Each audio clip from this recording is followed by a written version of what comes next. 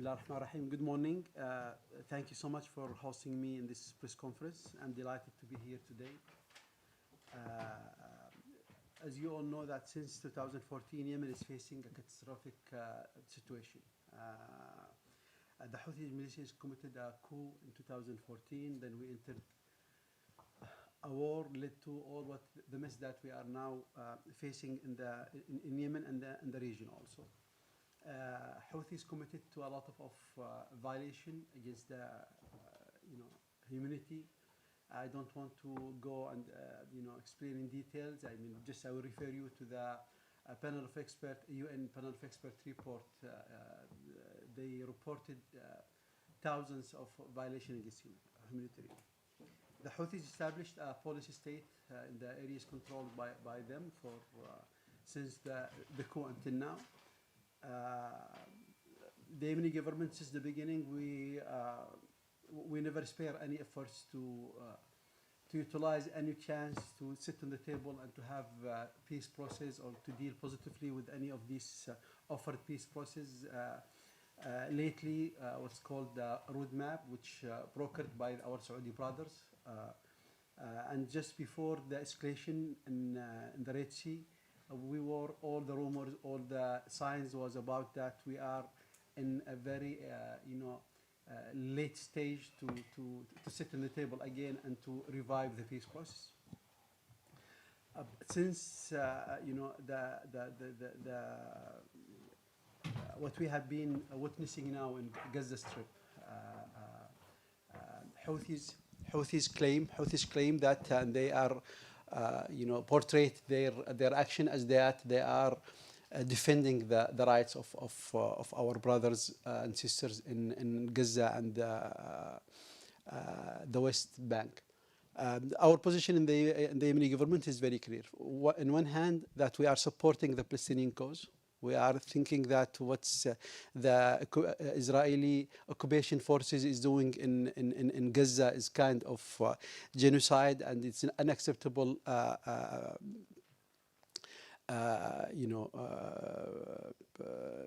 acts against the humanity, and we call for immediate ceasefire, and we call for lifting all the restriction for the humanitarian aid to Gaza. But at the same time, we said that those who are killing the Yemenis, those who are putting cities like Taiz, one of the most populated cities in Yemen, for more than 9 years under siege, they don't have the moral stance at all to claim that they are defending the cause of Palestine. And we think this is a systematic approach. The panel of experts reported this kind of attack in the Red Sea and threatening the international waters tens of times since 2020 to 2014. So this is not something, yes, it's intensified now more than before, but it was a systematic approach by all the Iranian proxies. So it's a part of the expansionist agenda of Iran in our region, and Houthis is playing a crucial role in that. Also, we think that this is a result of, because of the international community allowed a non-state actor to control, all the coastline of Yemen for a long time ago. You know that in 2018, Yemeni forces were about to liberate the Hodeidah seaport. Then we faced huge pressure from the international community to stop the liberation of Hodeidah, and we went to Stockholm. We started the process. We faced all these kind of challenges, which is, the main argument was that for the humanitarian situation. And if you ask me how is the situation, the humanitarian situation since then, I would say it's worse than before. Because allowing an non-state actor like Houthis militia to control this part, this strategical part. So we cannot understand how it comes that we are talking just about the free international, navigation in the international water, at the same time allowing and accepting dealing with the non-state actors in such important and strategical location. I will stop here and leave it to you, and I will be more than happy to receive your questions. Thank you so much.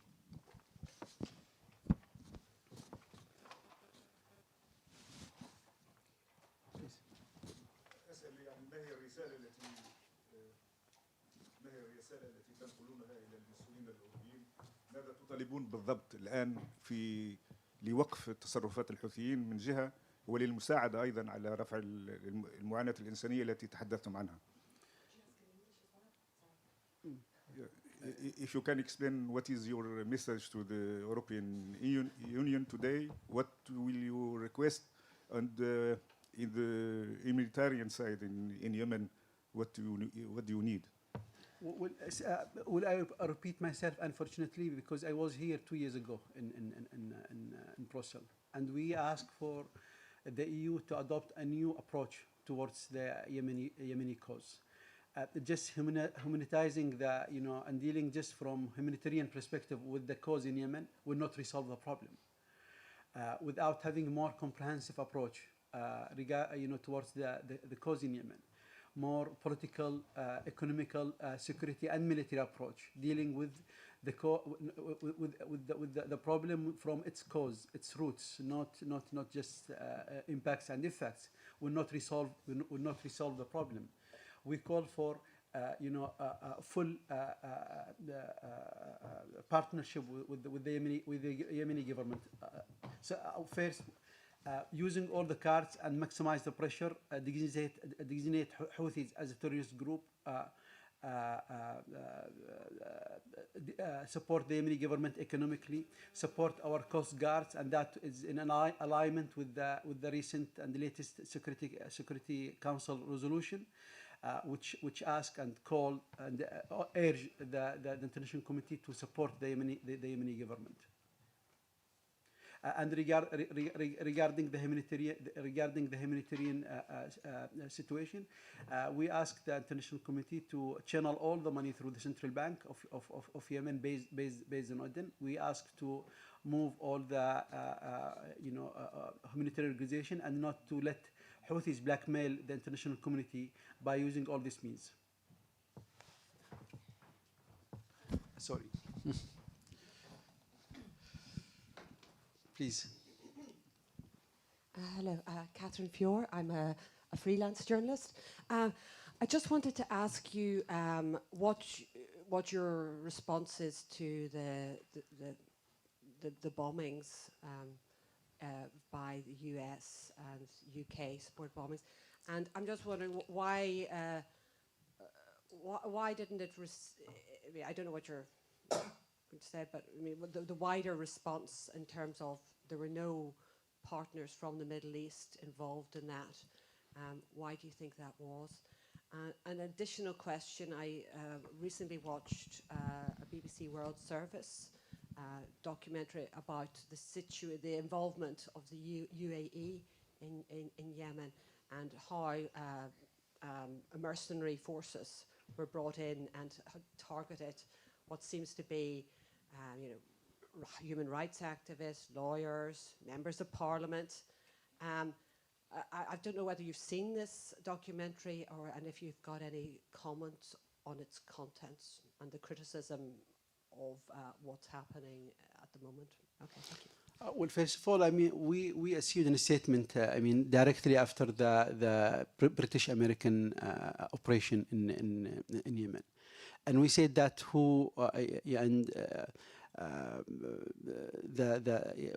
we call that for full, again,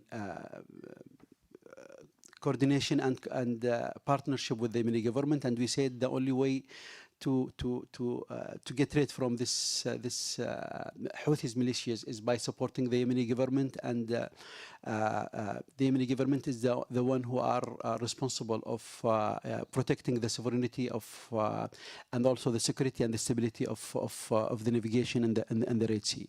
And also we said that the one who is bringing on this kind and militarizing the Red Sea is the Houthis militias by their action.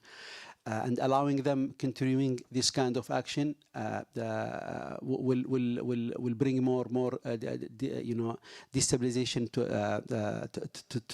the region.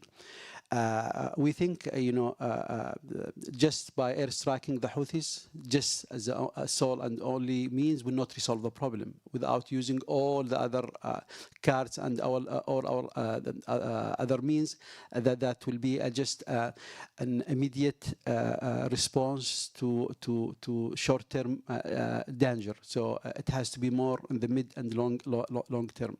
Without doing that, without dealing with the Houthis and turning the way that the international community are seeing Houthis from just a group, putting danger inside Yemen, but now they are threatening the region and the international and the world. So, changing the approach again, changing the way that the international community is seeing the Houthis militias, put more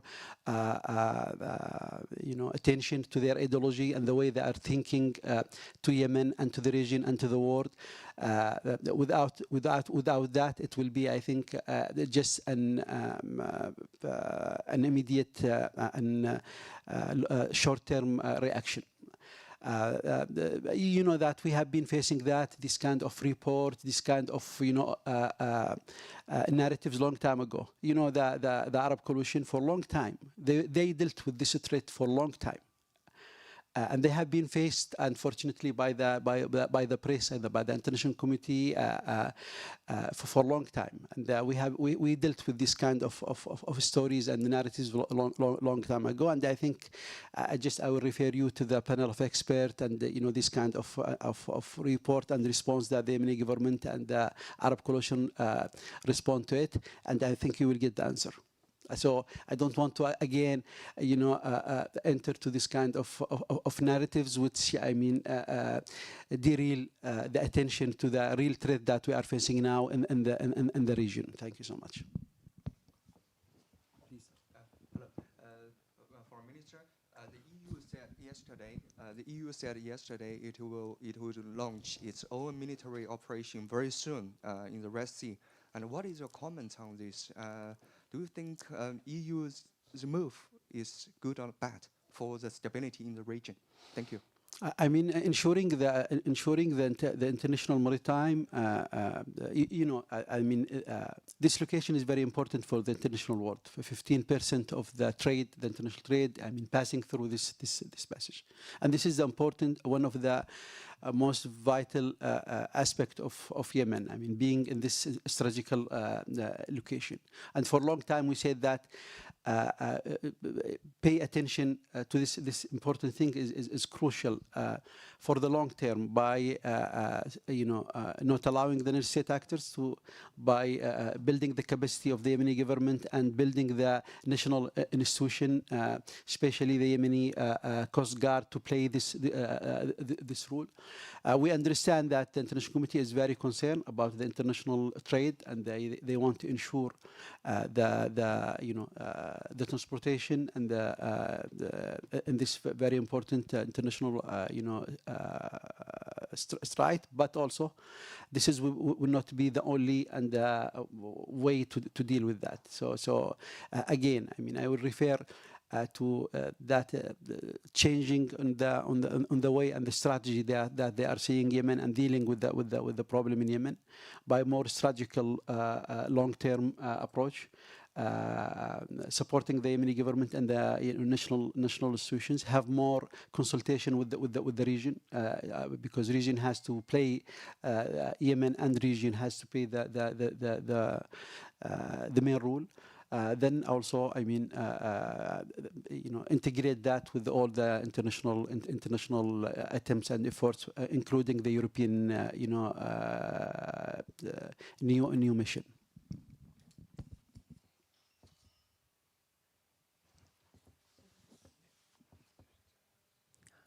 Hi, Julia Payne from Reuters. I was just wondering if you have any sort of thoughts on what might prompt the Houthis to change their strategy.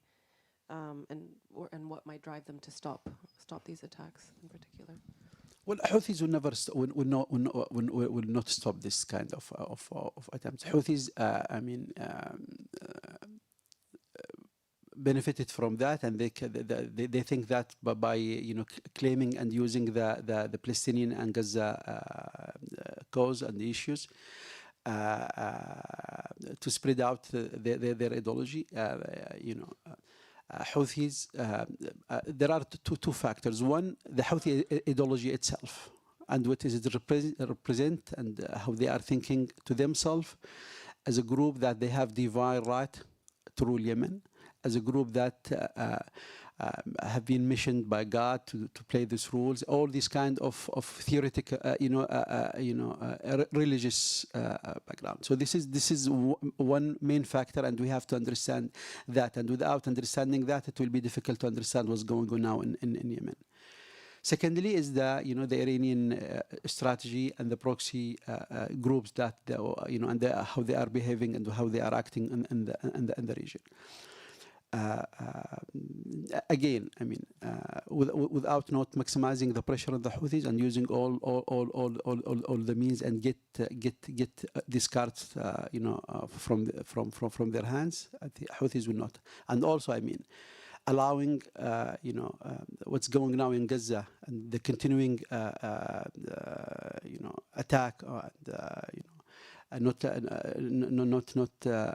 having immediate ceasefire. I mean, not helping the Palestinian, not having a clear path for a fair resolution for the Palestinian cause. I mean, this will strengthening all the extremist groups in our region, and they will give them excuse to use it and to have more popularity on the Arab and Islamic street.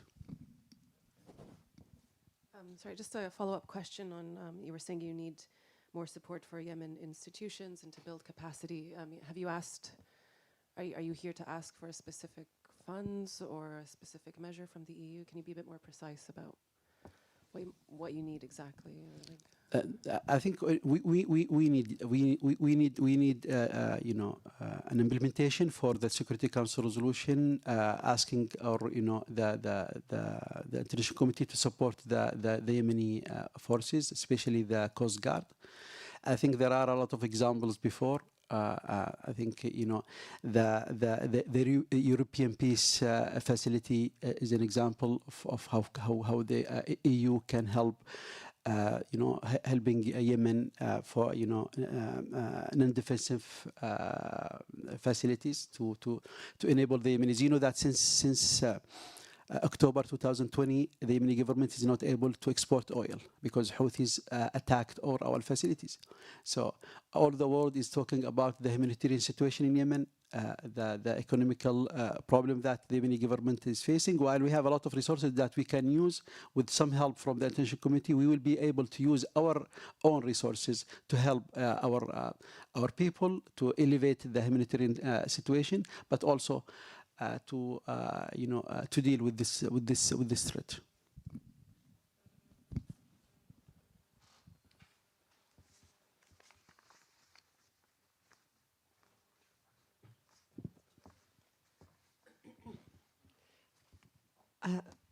Sorry, just another question.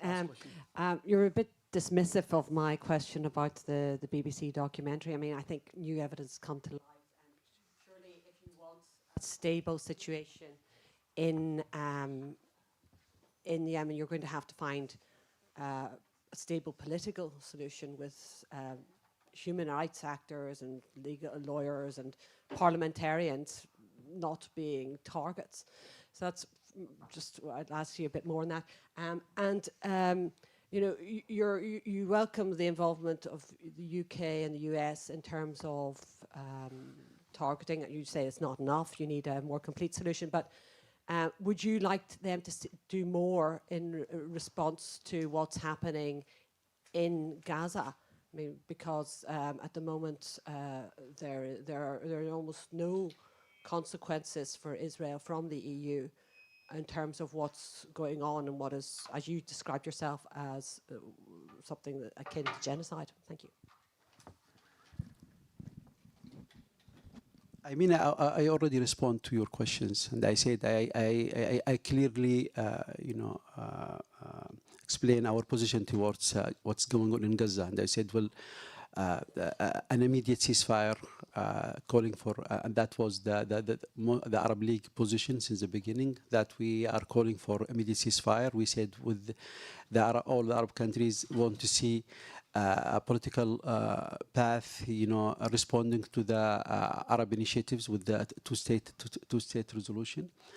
We want to see more immediate response from the Anti-Terrorism Committee, in particular EU, calling for an immediate ceasefire. So we don't want to see more atrocity and genocide in Gaza, and that I think will resolve will deal with most of the threats that we are facing in our region. Thank you.